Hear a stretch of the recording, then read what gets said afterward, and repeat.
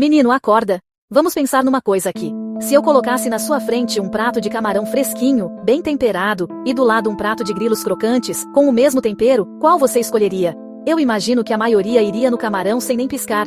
Mas já parou para se perguntar por quê? Por que essa carinha de nojo quando a gente fala em comer insetos?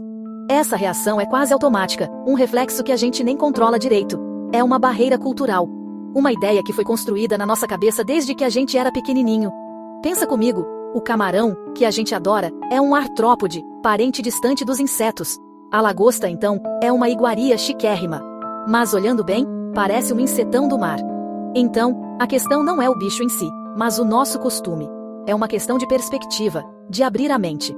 A verdade é que esse preconceito é coisa do nosso lado do mundo.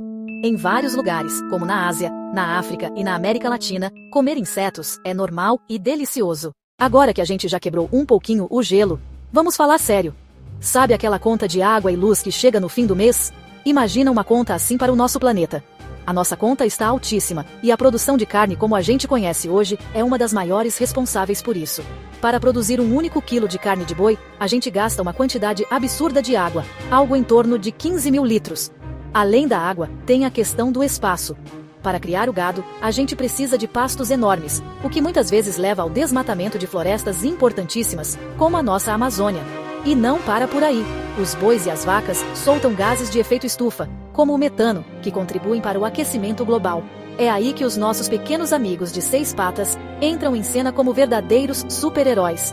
A criação de insetos, chamada de insetocultura, é muito, mas muito mais eficiente. Para produzir o mesmo 1 kg de proteína de grilo, por exemplo, a gente gasta menos de 10 litros de água. E o espaço necessário também é mínimo.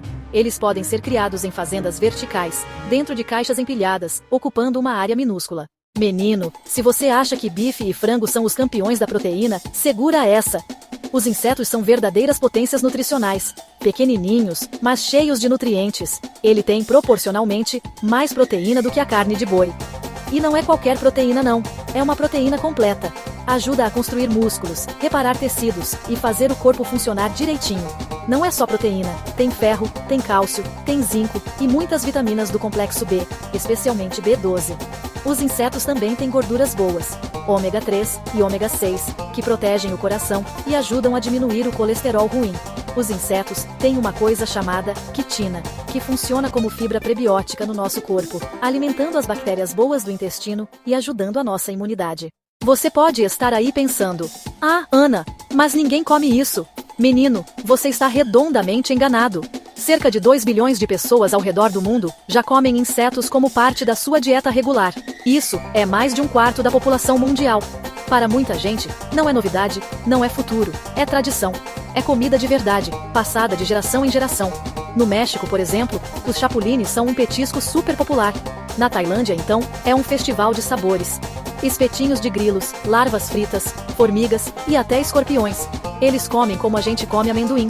Vendem em estádios, em mercados de rua e até em restaurantes chiques. A entomofagia está crescendo. Já existem supermercados que vendem hambúrgueres feitos com farinha de larva, macarrão enriquecido e barrinhas de cereal. Chefes renomados estão incluindo formigas e grilos em seus menus, tratando-os como ingredientes sofisticados. O mundo está acordando para essa realidade. Enquanto a gente ainda torce o nariz, o resto do planeta já está se deliciando e aproveitando todos os benefícios. Será que não está na hora da gente entrar nessa festa também? E aqui no nosso Brasil, hein? Você acha que a gente está fora dessa? Que nada! O consumo de insetos faz parte da cultura de muitos povos indígenas há séculos, muito antes dos portugueses chegarem por aqui. Na região amazônica, por exemplo, formiga saúva e tanajura são comidas tradicionais. A parte que se come é o abdômen da fêmea, a bundinha da formiga, que é gordinha e cheia de gordura e proteína. O pessoal costuma torrar com farinha de mandioca, criando uma farofa crocante e saborosa. Quem prova diz que tem um gostinho que lembra amendoim, castanha.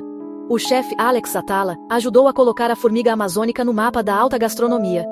Ele serve em seu restaurante, o DOM, uma formiga saúva em cima de um cubinho de abacaxi. No Alto Rio Negro, os povos consomem a larva do besouro do coqueiro, gongo itapiá, que é grande, gordinha e muito nutritiva. Dizem que o sabor é amanteigado, meio adocicado, lembra coco e até bacon. Parece estranho agora, mas o nosso paladar é adaptável. Quantos alimentos que a gente ama hoje não causaram estranheza na primeira vez? A gastronomia brasileira é riquíssima por essa capacidade de incorporar novos ingredientes. Os insetos não são novidade, são um resgate de um sabor ancestral do nosso próprio país. Eu adoro uma boa história de superação e no mundo da comida isso também acontece. Eu conheci uma vez uma moça, a Carla, que tinha pavor de qualquer inseto. Se visse uma barata, subia na cadeira. A ideia de comer um, então, era um pesadelo. Ela era muito preocupada com o meio ambiente e ficou fascinada com dados de sustentabilidade. Num evento, ela provou um bombom às cegas, achou delicioso, e só depois, o chefe contou que o recheio crocante era de farinha de grilo. O medo foi embora quando percebeu que tinha gostado. Outra, seu Roberto, um churrasqueiro que só come picanha mal passada. O neto fez um desafio: espetinhos de larvas temperados com o molho do avô. Grelhou na churrasqueira ao lado da linguiça. Cheiro maravilhoso.